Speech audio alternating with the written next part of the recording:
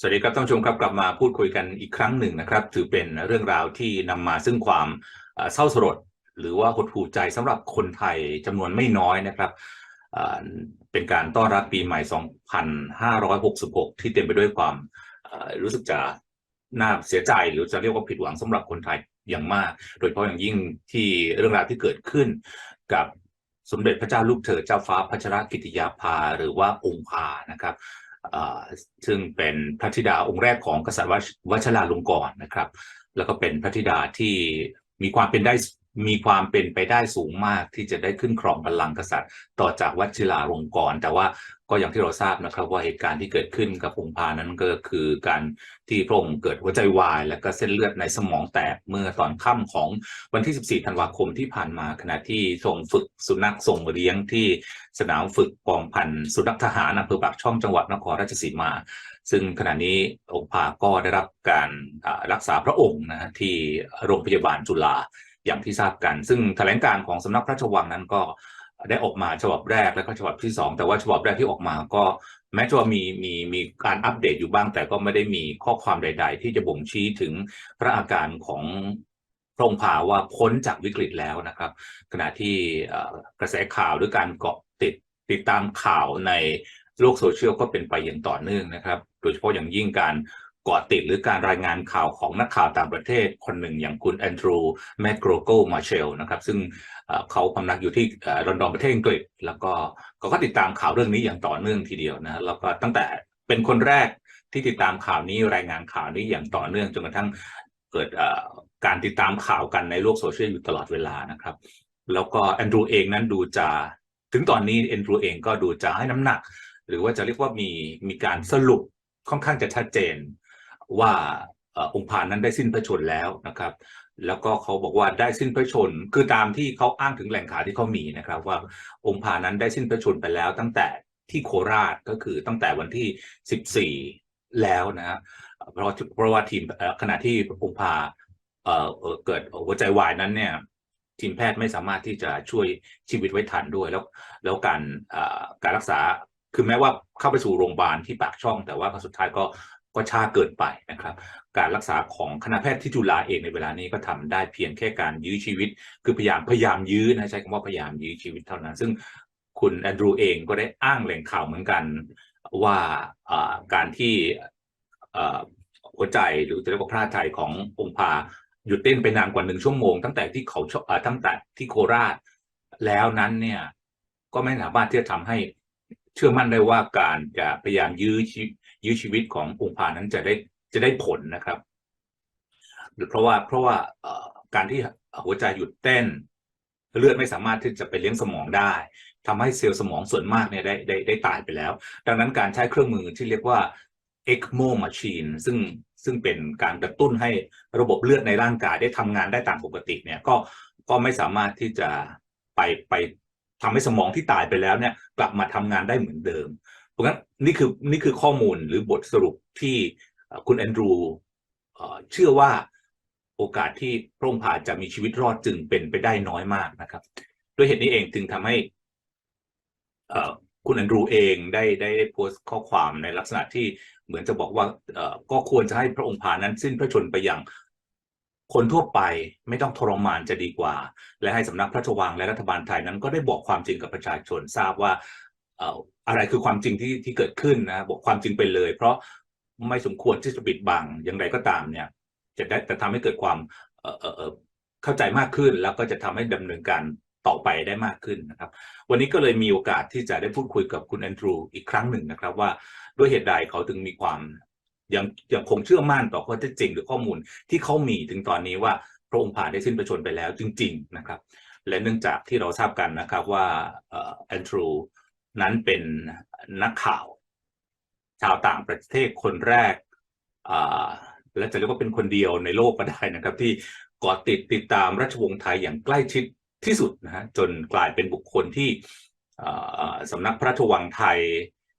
หมายหัวให้เป็นบุคคลอันตรายที่สุดต่อราชวงศ์ไทยในเวลานี้เราจะมาฟังว่าเขาคิดอย่างไรนะแล้วก็เขาวิเคราะห์อย่างไรกับเหตุการณ์ที่เกิดขึ้นและที่สำคัญข้อเท็จจริงที่เขามีตอนนี้เนี่ยมัน ทำไงถึงเชื่อว่าพระองค์ผ่าได้สิ้นพระชนม์ไปแล้วไม่เชื่อในคือไม่เทคโนโลยีที่จะใช้เพื่อรักษาชีวิตองค์ผ่านั้นทำไมถึงคิดว่าไม่น่าจะเกิดเป็นผลในทางที่เป็นบวกได้นะครับนอกเหนือจากนั้นสาเหตุการประชวรของพระองค์ผ่าครั้งนี้มันมีอะไรที่ลึกกว่านั้นไหมเพราะว่ามันก็มีคำถามเหมือนกันว่าเอ๊ะทำไมพระองค์ผ่าเป็นคนที่ออกกำลังกายบ่อยแล้วก็เป็นทหารด้วยฝึกกับทหารอยู่หลายครั้งแล้วก็ท่านก็เป็นคนที่กระฉับกระเฉงว่องไวมากแล้วอายุก็เพียงแค่44ปีทำไมหัวใจวายจึงเกิดขึ้นได้มันมีหินบางอย่างที่อยู่เบื้องหลังของการประชวรอย่างที่แบบไม่มีสาเหตุมาก่อนแบบนี้หรือเปล่านะครับรวมมาถึงว่าและหลังจากนี้ไปถ้าหากว่า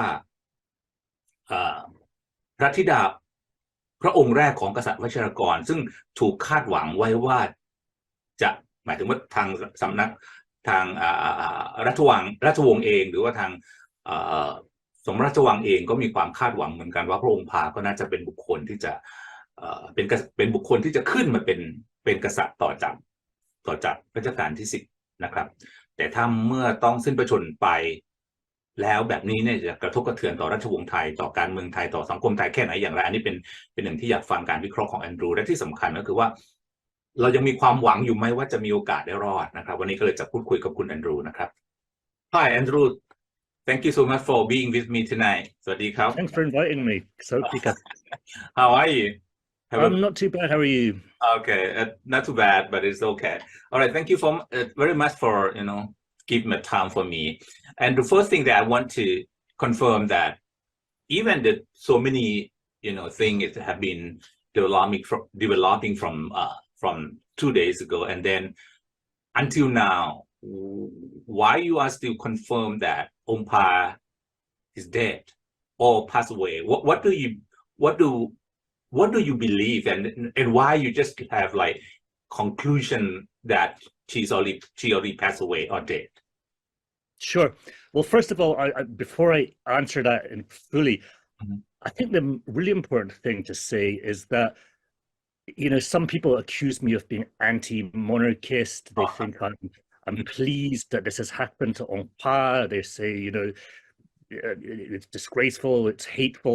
So I just want to make clear, I mean, I was very sorry to hear this news. I don't deserve any suffering on anybody or for anybody to die at such a young age. But the reason I do this job as a journalist is because I believe that people should know the truth, right? And unfortunately, the Thai monarchy for centuries has never told people the truth. And this has already happened this week, where I reported what happened to Ompa on Wednesday, and it wasn't until about 16 hours later on Thursday that the palace actually released a statement, and even that statement wasn't true. So the reason I'm focusing on this is because I just believe Thai people should know the truth about their royal family and about their leaders. But I don't have any animosity or to Ompa. I would hope that she would get better. But I'm fairly convinced that unfortunately she never will, because I mean, according to the sequence of events that we know now, she was at this army dog training event in Pak Chong district. She collapsed and was not breathing suddenly. And initially that was reported as a heart attack or a heart condition, including by the palace. But our latest information is that it was actually something in her brain. She had a blood clot in her brain that stopped her ability for her heart to beat and for her to breathe. So she collapsed. There was CPR done on her for, I think, about an hour, according to my sources, before she managed to get to Pak Chong Hospital. By the time she arrived in Pak Chong Hospital, she was already dead, because her heart had not been beating for an hour. She hadn't been breathing for an hour, and at that stage, no one can survive that. You can't, you can't survive to have no, heart or breathing for an hour. But because of who she is, of course, the doctors carried on trying to save her, because nobody dares to be responsible for the death of somebody so senior in the royal family. Meanwhile, Vajiralongkorn was rushing there in a military helicopter, and the best intensive care helicopter in Thailand was also rushing there from Bangkok Hospital, and we were able to track that on flight tracking apps, which is how we know about this. By the time Vajiralongkorn got there, it was really clear that she was dead, and sources who have told me that he wept, when he got to, he just wept because he knew it was over. Mm-hmm. But because of who he is, he demanded, well, keep trying everything. So they kept trying for several more hours. And eventually they gave up. By this time, it was early morning on Thursday. It was about 1 a.m. or 2 a.m. on Thursday morning. They flew her back to Bangkok. Mm-hmm.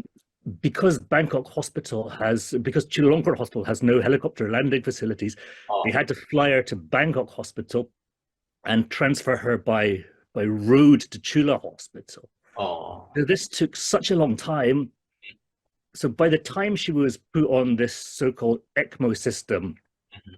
which is a very sophisticated thing that basically keeps you alive. If your heart's not beating, you can't breathe. This will kind of keep you artificially alive. So it's used as a last resort for people to try to save them. Mm-hmm. But if you're already dead, like she was, like she hadn't any oxygen to her brain for 8 hours, actually probably more than 10 hours. There's no way back from that. Mm-hmm. And so, everybody I've spoken to, I've got a lot of sources on this story. They all told me right from the start when they said she's dead. Mm-hmm. But what's happening, and this is one of the things that I find quite depressing about the story, is that they're keeping her artificially alive, technically alive, mm-hmm. Even though she can't breathe, her heart's not beating, her brain is dead, but they're keeping her kind of technically alive on this machine while they wait to decide what day to announce it. Mm-hmm. But yeah, I mean, there's no doubt she's dead, and I guess that's the most important point to make, is that I can assure everybody watching your interview, there's no way she's going to suddenly come back. It's over, and it's very sad, and I'm not celebrating it, but she's dead. Yeah. Why did the medical team surround her, not rescue her in that moment, or they don't have any equipment, or they don't have any expertise to save her or to rescue her in that time? Well, from what I can gather about what happened to her, she could never have been saved right from the moment she collapsed, because she had a catastrophic issue in her brain, mm-hmm. That stopped her breathing, it stopped her heart, and the only way she could ever have possibly survived if this has happened in a hospital or something, a specialist hospital already, so someone could have immediately intervened. Mm-hmm. But she was at an army dog event in Patchong, so obviously it took time to get her to hospital. Apparently her personal nurse was so distraught that she couldn't really help, so a soldier gave her CPR all the way to hospital. Mm-hmm. And broke some of her ribs, which by the way is normal when you're trying to save someone and give them CPR. Right. It's normal that you might break some ribs. There's nothing wrong with that. It shows that you're working really hard. Yes. But it just didn't work. And even I don't know much about Patong Nana Hospital, but I'm sure it's a good hospital. But I don't think they have the facilities to deal with a catastrophic issue like this. Which is why she was eventually brought back to Bangkok. So I don't think she could ever have been saved from the moment that she collapsed. Yeah, from the first time when she collapsed, two things happened to her. One is heart attack, and then another one is about the brain bleeding. So it's these two things happen in the same time. Yeah, well, look, I'm not a big medical expert, but as I understand from my sources, the issue started with the blood clot in the brain, and that that meant that because she had this blood clot in her brain, that then stopped her heart beating. So that was the heart attack. Oh, But sometimes your heart might have a problem first, right? And then your brain gets problems and so on. But in this case, I think it started in her brain. It was a blood clot in the brain, and that affected her ability to, because the brain has to instruct the heart to beat, and it has to instruct your lungs to breathe. okay. So that's the sequence of events as I understand it. It was some kind of blood clot in the brain. So that is the first problem. I mean, the big problem for her. So exactly, and then it caused these cascading other events. Yeah. So, are you have any question about that? Because many people say she's quite like unusual, right? For 44 women, and she have very good, healthy, exercising, training with the military many times. How can be a heart attack or have a blood clotting in its brain? What do you think? Do you have anything that just hint or guiding you to think a different way? Why she's very quick? Because she's very healthy and she's the military also, but and 44. What's wrong with that? So I mean it's. Yeah, sorry, you're right. It's very rare to see somebody who's apparently very healthy dying at 44 just suddenly with no warning. I don't think there's anything suspicious about it. Some of the conspiracy theorists are thinking, well, did somebody try to, so did somebody cause this? I think that's highly unlikely. Some of the people who are anti-vaccine are claiming that it might be because she should be vaccinated. I don't believe that personally. I mean, I'm not an anti-vaxxer. It's quite a divisive issue, but I'm not an anti-vaxxer. I've heard she had some issues, that she was on medication for depression. She'd been working so hard doing military training. She was exhausted, and that this was why a nurse was assigned to follow her around at all times, because there were worries about her health. And I think also, I mean, it's an awful thing. It's quite rare, but sometimes, fairly young people do suddenly die, Right. Obviously, when it's a princess and possibly even the next monarch, people are going to ask questions and have suspicions. But I just think it was a tragic kind of, tragic chance, really. I don't think there's anything significant behind it. Yeah, but someone said that this going to be like a genetic problem. Did you think this way? It's possible, because as we know, for generations, the Thai royals have married their relatives. Now, if we look at her parents, Chulalongkorn and Somsaweli were cousins, right? Yeah. So they were very closely related, and I think that does make you susceptible to health problems, and we've seen this in various royal families all over the world. And it's not just that they were cousins, but going back through their parents and grandparents and so on, many of them had married cousins and relatives. So I think that does make you susceptible to health problems, and that's maybe one reason we've seen so many kind of health issues in the Thai monarchy. The Thai monarchy is kind of a blood cult, where royal blood is kind of sacred. So you've got to marry somebody who's of the similar rank or somebody who's got royal blood. So yeah, I think this has led to a lot of health problems passed down through the generations. From that you mentioned earlier that maybe she's have many things to do and have like a depressed or something is very thinking about something or serious about something, or they have depressed about her duty, about her work to do for protect his fathers or anything. That's going to be another issue also. What do you think? And it's because we saw her on TV when she's appeared to the public.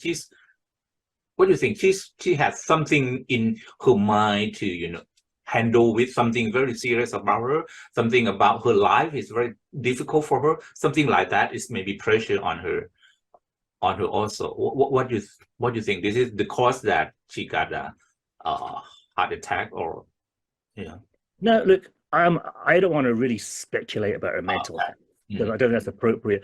But as far as I know, I have heard she was depressed about a couple of things. As far as I know, that doesn't cause, depression is a very serious and horrible illness, but it doesn't cause you to suddenly have a blood clot in your brain. So I don't think they're directly related. So yeah, and from the first time when you because when Ongpa had collapsed or had an attack, it's how long that you get the information about that, and what the way that you get that hint of the situation. Sure. Well, I have to be very careful about how I talk about my sources, just because it's so dangerous for them. I mean, they're taking a huge risk to talk to me, and so I can't go into too much detail about that. And I'd rather do journalism where I can say who's told me what, but when you're covering the Thai monarchy, you just can't do that. You have to deal with secret sources.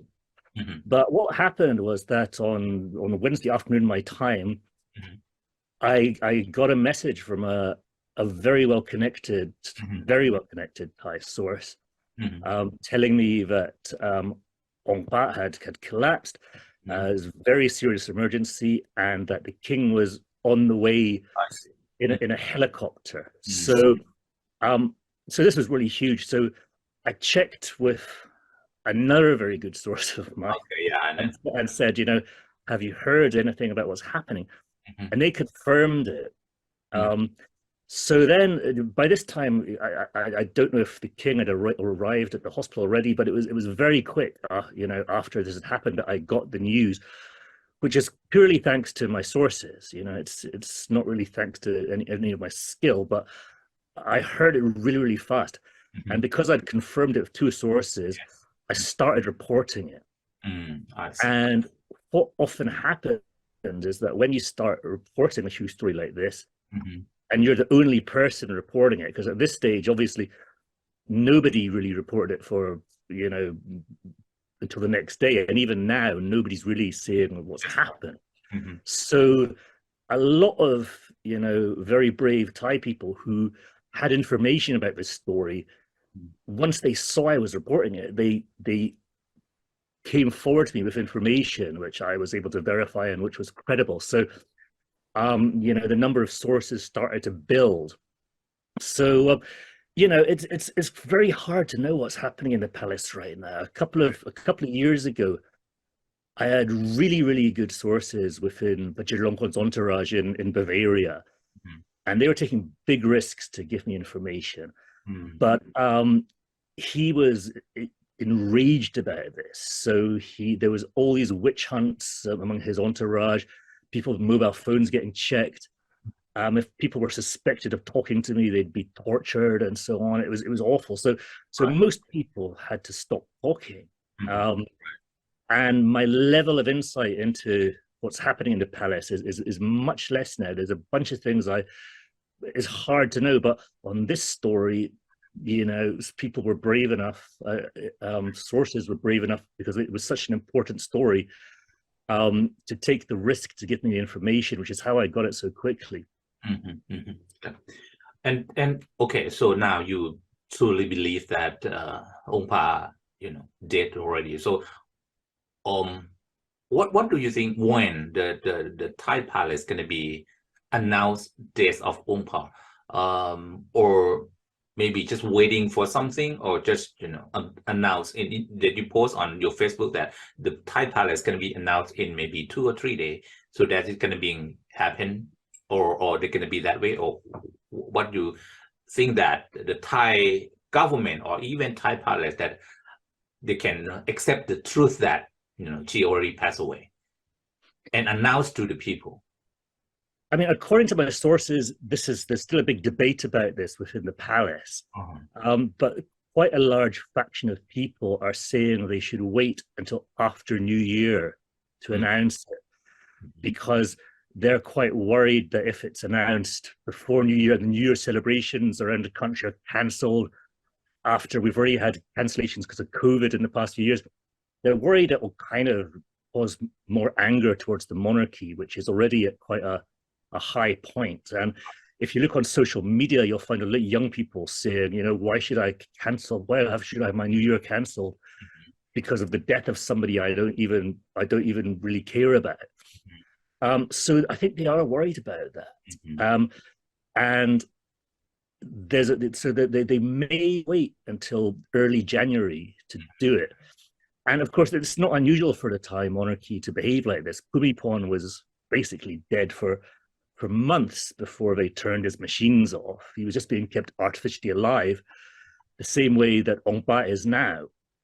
And Bhumibol's sister Galyani, when she died a couple of decades ago, they waited until January the 2nd to announce it because they didn't want to, you know, disturb people's New Year's. They waited until January 2.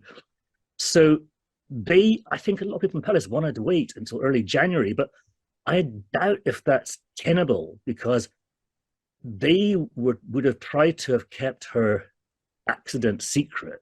If I hadn't reported it first, you know, they probably would have put out a statement saying, oh, she's had a little issue, she's in hospital.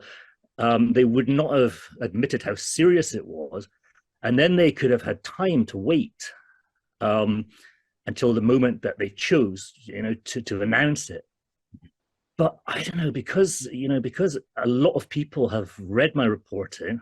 I'm wondering if they can really wait until early January to admit the truth, because the longer they wait to admit something that most people already know is true, the worse they will look. So I think they're still figuring it out. And it's an awful situation because, you know, she's not being allowed to die with dignity. She's being kept artificially alive on a machine while people in the palace, you know, try to figure out, well, what day should we break the news? And it makes me really sad, this whole thing. It's not a way to treat someone, you know. Let them go, let them die with a bit of dignity. So, but based on your sources, you don't have any light, anything that can believe or can show us that she's gonna be, you know, come back, or her life maybe, you know, she's still alive. You don't have any evidence that can confirm about she can be back, or, you know, she's still alive. Nothing, right? No. There's nothing. She was already dead on Wednesday afternoon when she got to the hospital. If, you know, look, if I'm wrong, if she comes back, obviously, you know, it'll show that all my sources are wrong. And it will be such a miracle that I'll maybe even become a royalist. But nobody's ever come back from this kind of thing. It's just impossible. She's had no brain function for 48 hours now. She's had no heartbeat. It's just not going to happen. And I think I think it's just sad that Thai people are being they haven't been told the truth. So all these people are coming out and praying, and, you know, soldiers are all doing these ceremonies to pray, and monks have been told to pray, and the Islamic organizations have told their followers to pray for her. All of this when the regime knows she's already dead. But one reason for it is that they can use this to try to create, you know, royalist propaganda. You know, they can use this narrative of how Ong Ba is very ill, we've all got to pray for her, to try to revive some support for the monarchy. But it's a very cynical thing to do because she's dead, and people in Thailand just need to be told that.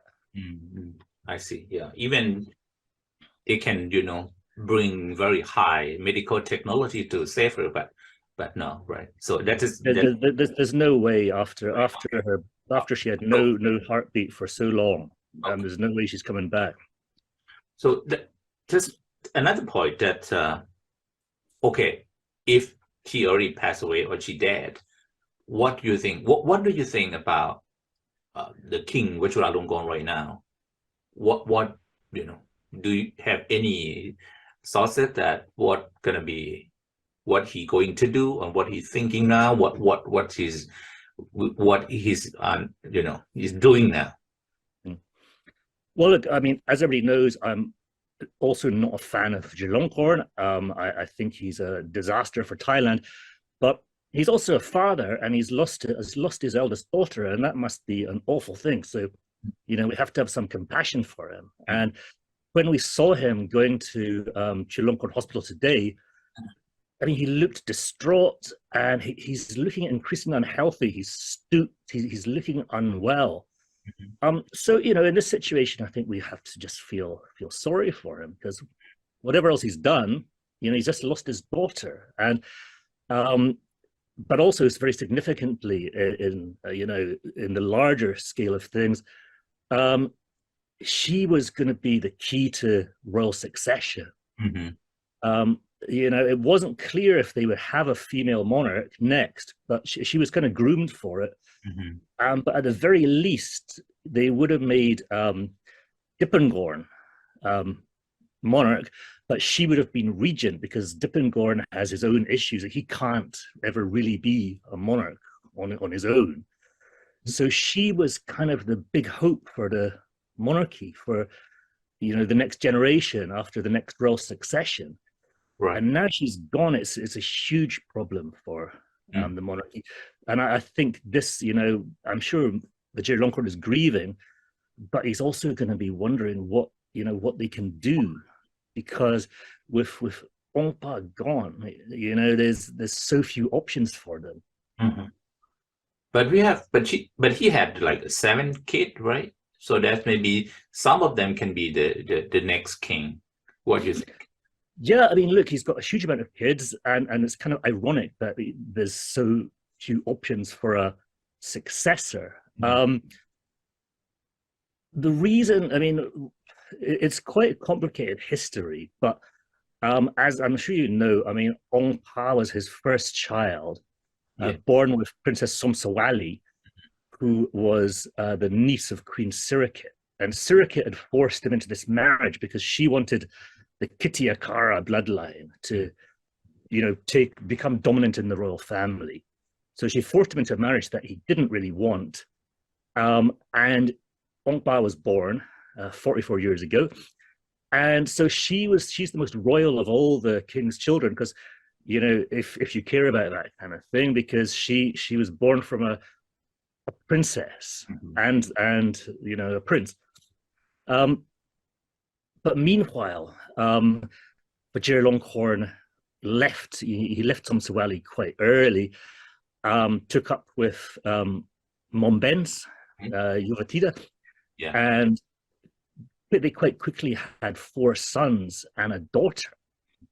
So Ongpa, when she was born, because she was a woman and because the Thai monarchy is still a male-dominated institution, once Vajiralongkorn was having sons with somebody else, it looked like they would be the heirs.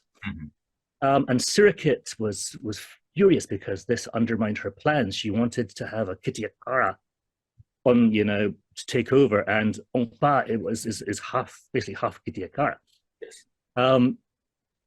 Then in 1996, when Vajiralongkorn, banished Mombens from the palace, and because he'd already, chosen Srilat, his third wife, instead, Sirikit saw her opportunity. So she said, okay, we'll allow you to divorce Mombens, but you have to banish your 4 sons, because they were the 4, dynastic opportunities. So this explains why when they were banished in 1996 and they ended up in America, he went back to England to get his daughter, who's now named Sirivanavari. She had a different name back then. So he took his daughter back, but not his 4 sons. And the whole reason for that is because Sirikit had demanded this. Mm-hmm. Because if he had no more sons, then Ongpa would have become the next monarch. Mm-hmm. And then, when Dipangorn was born, which was kind of unexpected, Mm-hmm. That changed everything again. But now it's become clear that he can't really reign. Why? So, because he has he has autism. Okay. And he's never really been seen to speak in public. It's Yeah. I don't want to say anything cruel. I mean, people with autism, severe autism, it must be quite an awful thing, or a very difficult thing for them. But it's very hard to be a monarch and do all these public duties Mm-hmm. when you have severe autism. Mm-hmm. I mean, he's never really ever been heard to speak in public. It seemed for Thai people, the Vajralongkorn tried to, to give the signal for, to do so many things to show the people in Thailand that Dipangorn going to be the next king, right? Yeah, exactly. I mean, everybody in the king's inner circle has these Dipangorn badges, right? That they wear as a kind of sign that you are close to the king.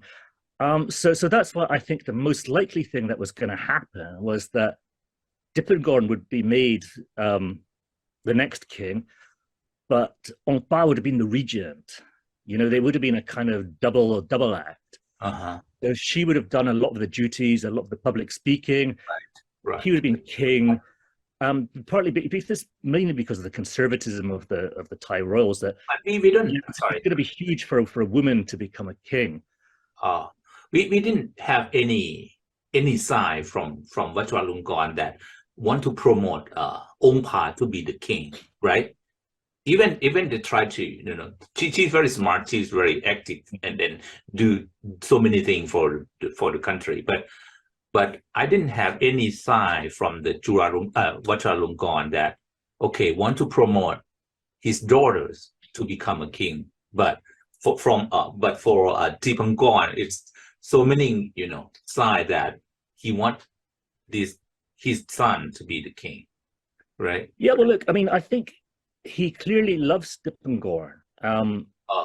It's a kind of interesting relationship, and it's one of the more human things about him, that he doesn't show much love to a lot of people in his life, but I think he clearly does love him. And people have these Dipangorn badges, but I think he must know that Dipangorn can't really reign alone. Right. And meanwhile, Ongpa, she was doing a law degree at Cornell. She was made ambassador to Vienna. She's done paratrooper training and so on. She's done military training. So I think she was being groomed to be the next monarch. And it's certainly what Sirikit would have wanted, but Sirikit's out of the picture now. But now this has happened. Who you're going to have? You can't. I mean, I don't see how you could have Dipangorn on his own. Sri Vanavari, I think she's so unpopular, and in Thailand, and she's got her ridiculous fashion line, and she just allegedly composed a symphony, but she doesn't seem like monarch material. So that's why my theory is they're going to have to go back to the boys in America, the exiled sons, and specifically one of them, Vajrason, who's a successful lawyer in New York. That's right. So my theory would be it's now quite likely that he could become the next king of Thailand. So what do you think is going to be happen? That's one of the son of Yochida going to be come back to Thailand to be the king? I think so. I mean, there's 4 sons who are exiled, right? Right. And 3 of them have no interest in becoming king, and one of them, I think the eldest one, who would have been the number 1 in line, he married an American woman, so he's out. But Vajrason, who's a nice guy, he's a successful lawyer in New York. Very talented guy, very smart guy. And in fact, all of the 4 sons who are exiled are actually really nice and really talented and smart, which kind of shows damage that the being part of the Thai monarchy does to you in Thailand is when, you know, they got kicked out, which seemed like a disaster for them, but they all grew up to be, you know, really decent people. So the Charisarn has been courted over the past couple of years by, you know, by some royalists, especially old royalists who support Bhumibol and so on, who are kind of terrified about the next royal succession. So they've already made overtures to him. They've had informal discussions.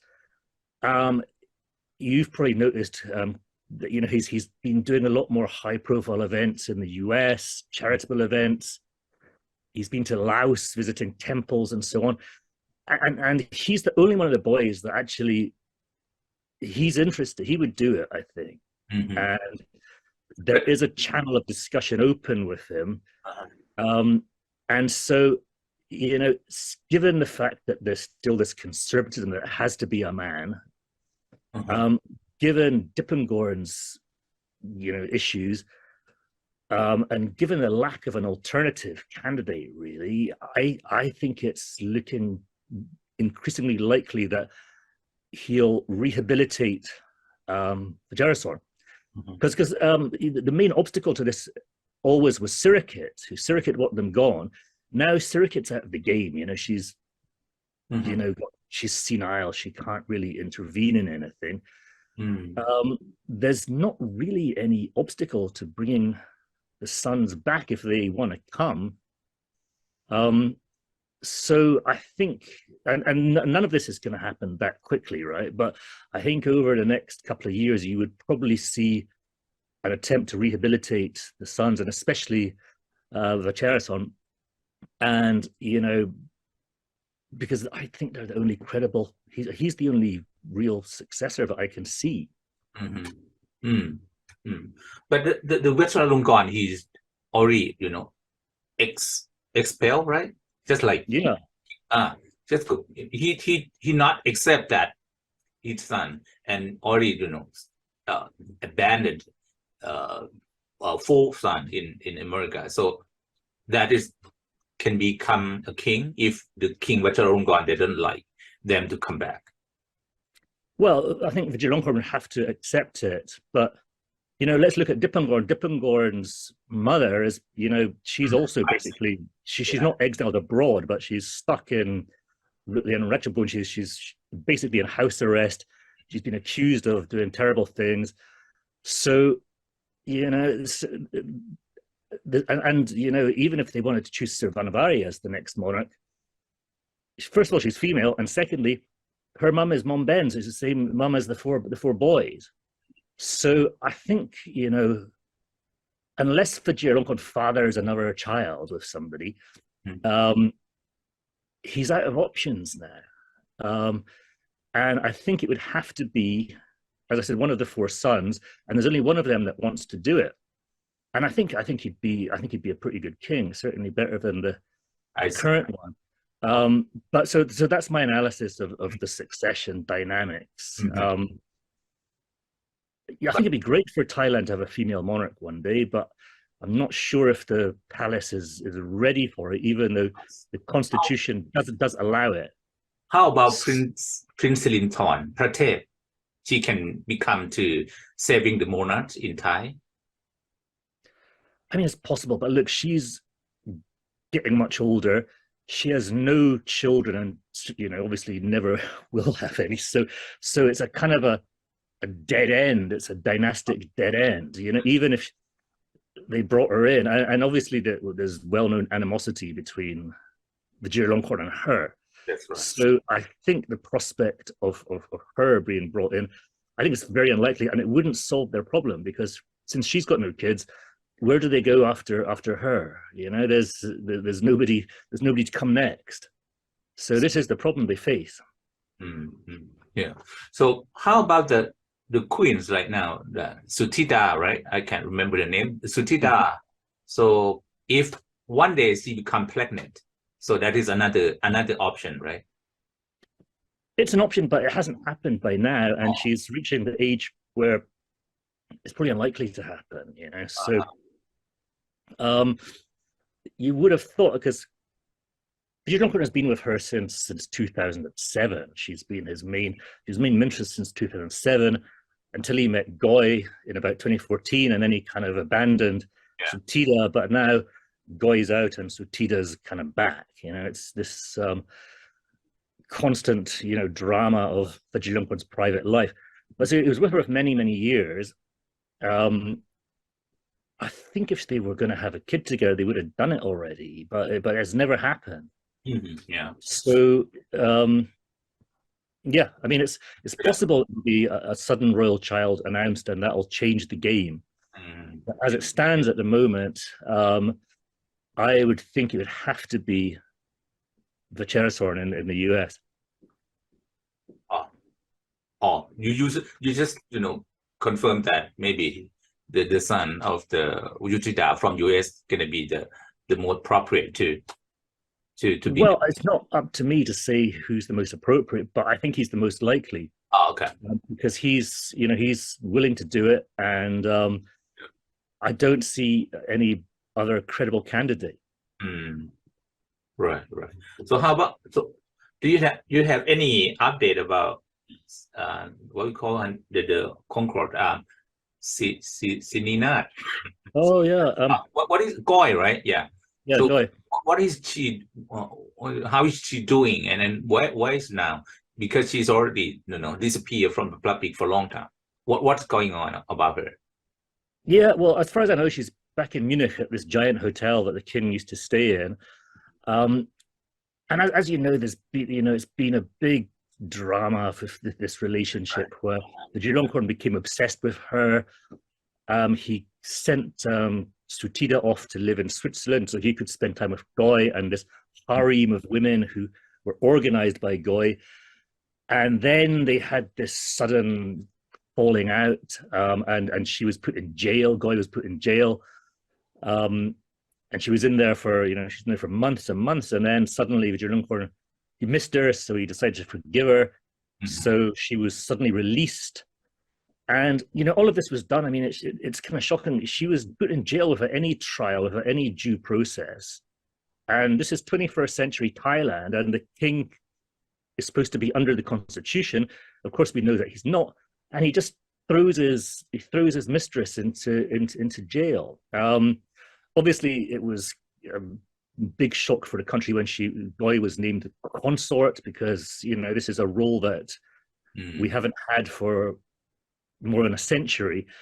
And in the 21st century, most countries, including Thailand, they don't really want to legitimize having two wives.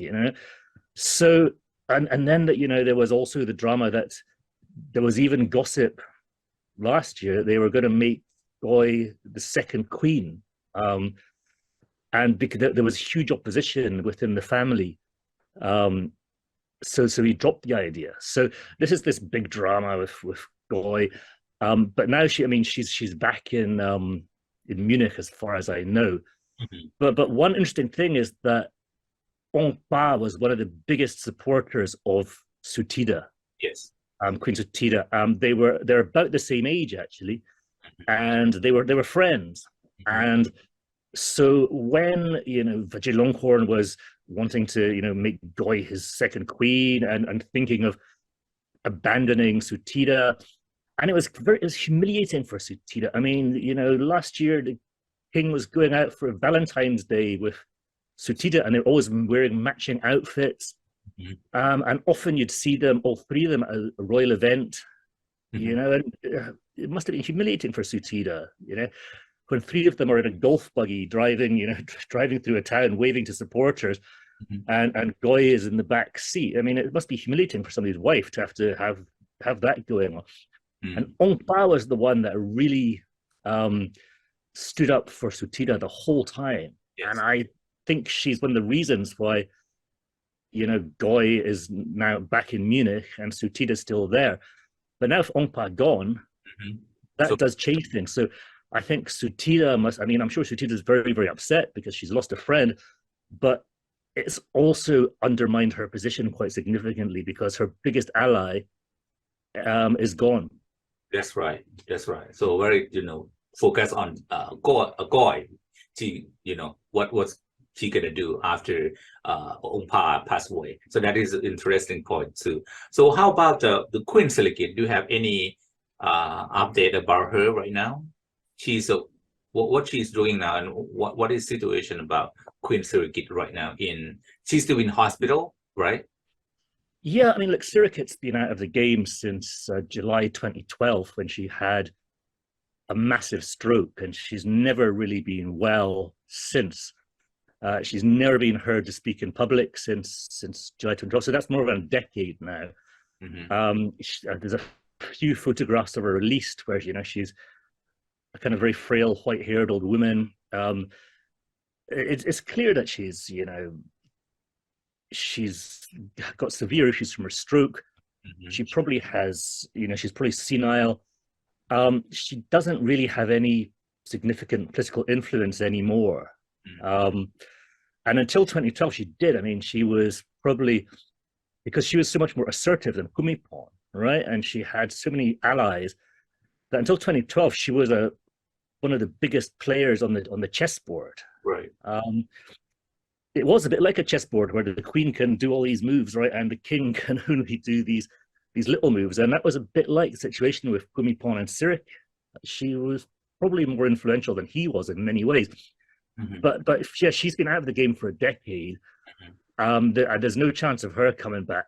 And so this is another reason why I think there's a possibility for the exiled sons in America to be rehabilitated, because Sirikit was the main reason why they were exiled, and now she's not in a position to intervene. But I don't know how much how conscious she is of events these days. I think, I mean, most of my sources tell me she's really quite senile, but if she does understand that Ong Pa has passed away, she'll be devastated, because Ong Pa was the person she wanted to be the next monarch, and now that's not going to happen. Right. So yeah, his uncertain future for the monarch in Thailand is seem to be that way.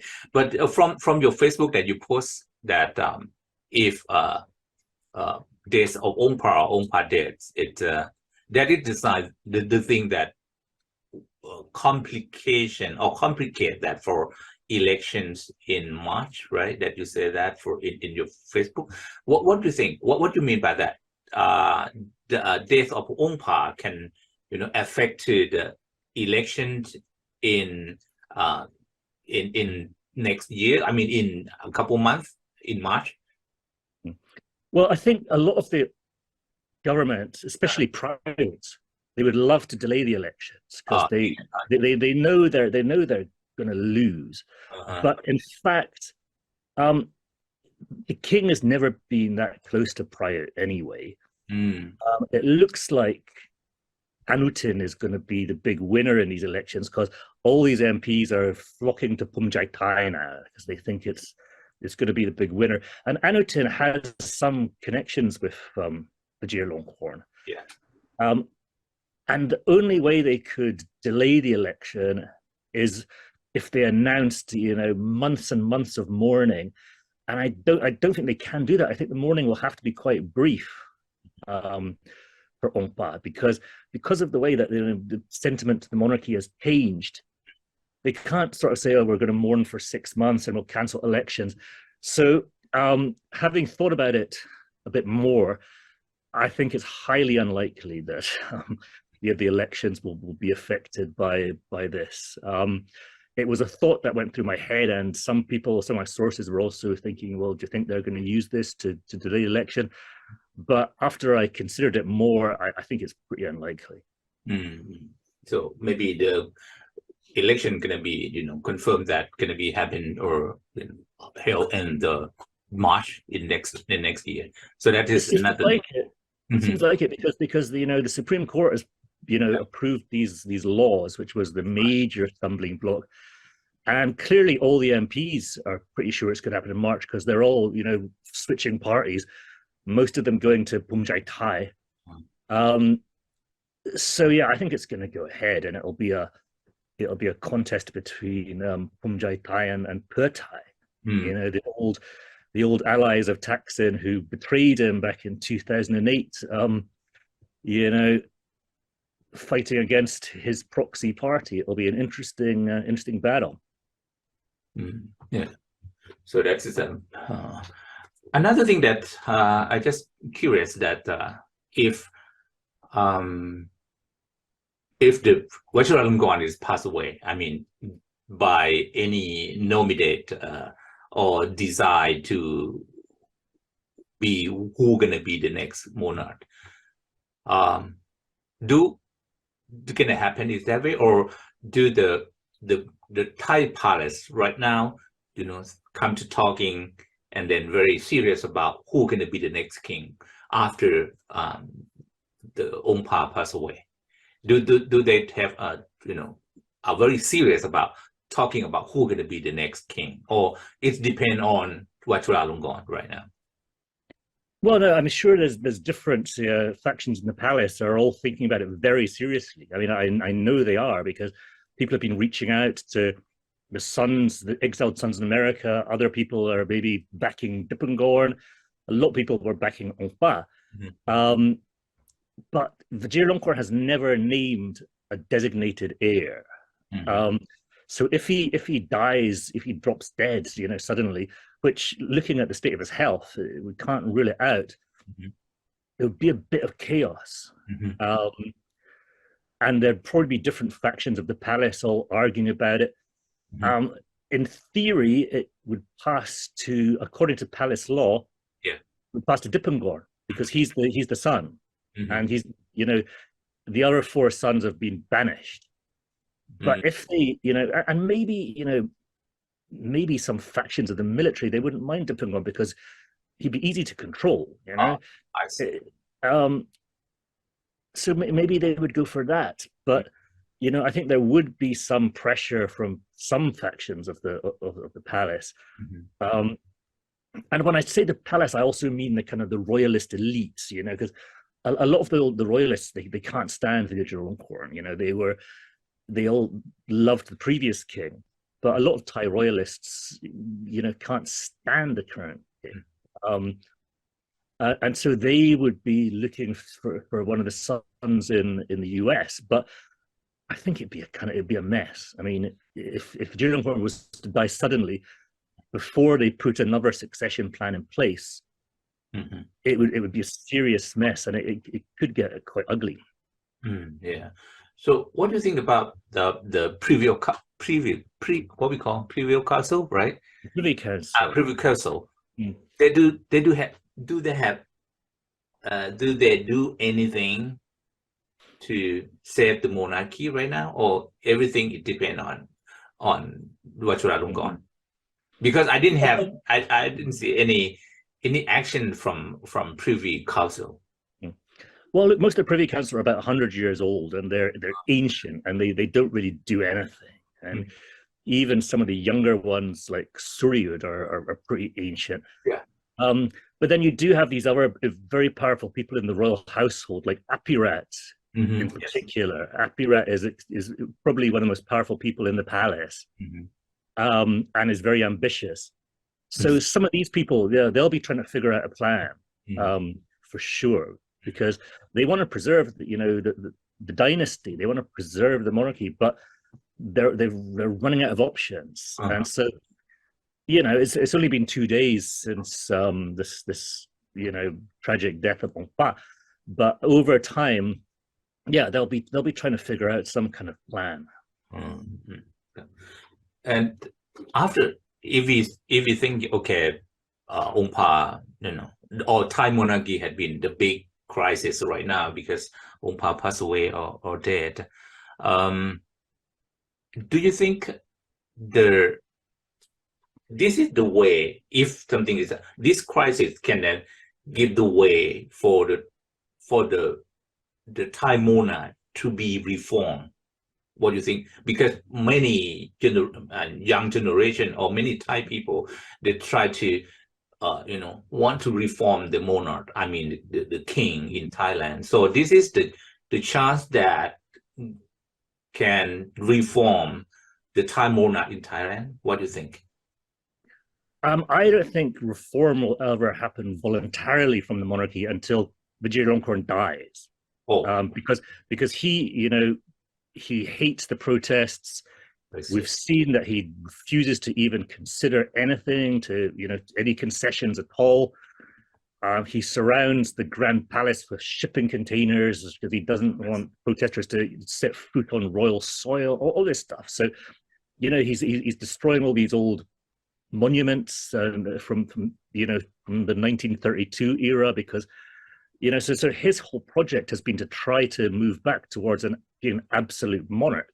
And there's no way he'll voluntarily agree to reform of the monarchy. The only way it will happen during his lifetime is if he gets overthrown. But once he dies, I don't see any way they cannot have reform of the monarchy because any successor will not be strong enough to, stand against it. Right. I mean, if it's Dippengorn, he's going to be a kind of puppet ruler. Because he has these issues so he can't really assert any real influence at all. If it's Sirivanavari, I don't know. She would probably try to. She seems quite haughty and anti-change, but she'd be so unpopular that it'd be hard for her to resist reform of the monarchy. And if it's the Gerard that's on in the US. He's quite a progressive guy, and I'm pretty sure he would favor reform of the monarchy. So yeah, this is the problem that Thailand is kind of stuck. It can't really move on until the current king dies, and that could happen tomorrow, or it could happen in 20 years. We just don't know. But until that happens, it's hard to see real progress towards democracy being made, or the country will remain a kind of fake democracy until the end of the current reign. Yeah, interesting. So the last question that do you have so many, you very, put many effort to cover, to report, to investigate about Thai monarchs for a long time, and you are the most wanted in Thailand and Thai monarchy, and many of Thai ultra Thai loyalists, say, what did you do right now? You try to destroy Thai monarchy. More than to save Thai monarchy, and try to insult our king, our monarch. What do you want to say? You just say a little bit earlier, but the end, what do you want to talk to this kind of people in Thailand? Sure. Well, there's some people in Thailand that will never listen to me or never trust me. But the main thing is that I don't believe Thailand can have real democracy until Thais know the truth about the politics and the monarchy and what the military is doing. They have to have access to this information, because many Thais, when they grow up, they're just told a bunch of lies. And the reason I do what I do is because I believe Thai people have a right to have information. It doesn't mean I hate the monarchy. The whole reason I got involved with covering the Thai monarchy in the first place was not because I hate the monarchy or I hate royal people. It's really because of Article 112, right? And I'm a journalist. And there's this law that says, right, there's all these things that are true, but you're not allowed to say them. And if you say them, you'll face years in jail. And as a journalist, I just thought that's wrong. And if some organization is telling you you're not allowed to tell the truth about them, that's a sign that this organization is part of the problem, and somebody should find a way to tell the truth. So that's what I did. And I mean, it's been amazing in the past couple of years to see how a lot of the work I've been doing and other people have been doing, it's really got through to the younger generation now. So, they've got very, very different ideals and principles from the old dinosaur generation. They've totally reconsidered, their view of the monarchy and so on. and so that's been, I mean, it's been so good to see that some of the work I did and that other people did who were, who became exiles to break the lèse majesté law. Mm-hmm. Is the work's paid off, and I think we've changed the view of a whole new generation. So I'm really happy to see that. Yeah, right. So thank you so much. I really appreciate that you're giving your time for me. All right, thank you so very much. It's great to talk, Kun Jom, and yeah, I'd be happy to talk again sometime. So keep in touch. How about your health? Your health is okay? Your health? Not too bad. Still alive. Okay. Yeah, that's good. I mean, Cheers. good to see you. Good to see you. Thank you so much. สวัสดีครับขอบคุณมาก